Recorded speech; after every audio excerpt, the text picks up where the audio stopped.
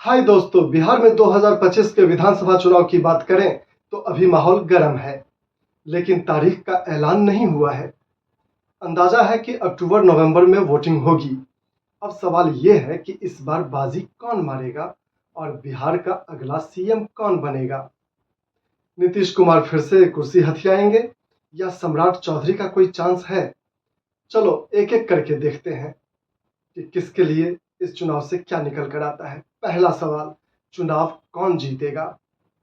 अभी जो ताजा पोल्स हैं वो बता रहे हैं कि एनडीए यानी बीजेपी, जेडीयू, एलजेपी और हम और इसके साथ राष्ट्रीय लोक मोर्चा का पलड़ा भारी है।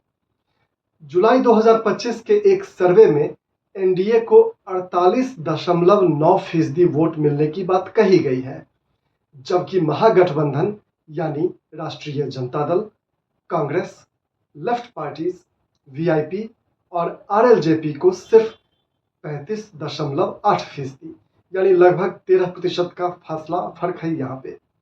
मतलब एनडीए बहुमत की ओर बढ़ता दिख रहा है। लेकिन भाई ट्विस्ट भी है। बिहार में बेरोजगारी, महंगाई और भ्रष्टाचार बड़े मुद्दे हैं। सर्वे कहता है 51% लोग बेरोजगारी से परेशान हैं, जबकि 45% को महंगाई की मार पड़ रही है।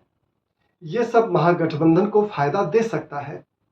प्लस वोटर लिस्ट का नया बवाल है। एसआईआर एक्सरसाइज की वजह से विपक्ष लगातार चिल्ला रहा है कि लाखों वोटरों के नाम काट दिए गए हैं। अगर ये सच है तो गेम पलट सकता है। दूसरी तरफ प्रशांत किशोर की जन सुराज पार्टी भी मैदान में है। वो दावा कर रहे हैं कि एनडीए सत्ता में नहीं लौटेगा। खैर, अभी पोल्स में एनडीए आगे है, लेकिन आखिरी गेंद तक कुछ भी हो सकता है। अब दूसरा सवाल, सीएम कौन बनेगा? कौन बनेगा बिहार का अगला मुख्यमंत्री? अगर एनडीए जीता तो नीतीश कुमार का नंबर लगभग पक्का है। बीजेपी और उनके डिप्टी सीएम सम्राट चौधरी बार बार कह चुके हैं कि नीतीश कुमार ही उनका सीएम फेस है। जुलाई के सर्वे में नीतीश को 35.6% लोग सीएम के तौर पर चाहते हैं। लेकिन यहाँ एक इंटरेस्टिंग बात है, और इंटरेस्टिंग बात ये कि तेजस्वी यादव उनसे आगे हैं। 38.3% लोग उन्हें सीएम बनाना चाहते हैं, यानी नीतीश कुमार पर उनका पलड़ा भारी है सीएम फेस के तौर पर। लेकिन प्रशांत किशोर भी पीछे नहीं है। अप्रैल में 17% लोग उन्हें सीएम के तौर पर देखना चाहते थे। अगर महागठबंधन जीता तो तेजस्वी का सीएम बनना लगभग तय है। फिर सम्राट चौधरी का क्या चांस है?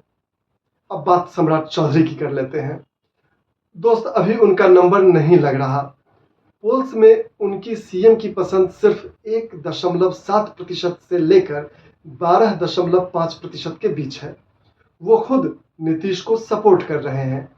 बीजेपी ने भी साफ कर दिया कि नीतीश ही उनका लीडर है।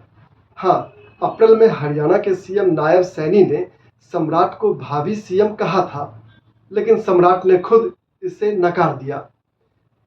तो जब तक कोई बड़ा उलटफेर ना हो, जैसे नीतीश की सेहत खराब हो या गठबंधन में कोई टूट आ जाए, सम्राट का चांस मुश्किल है। तो क्या नीतीश रिपीट होंगे? हाँ, बिल्कुल। अगर एनडीए जीता तो नीतीश कुमार फिर से सीएम बन सकते हैं।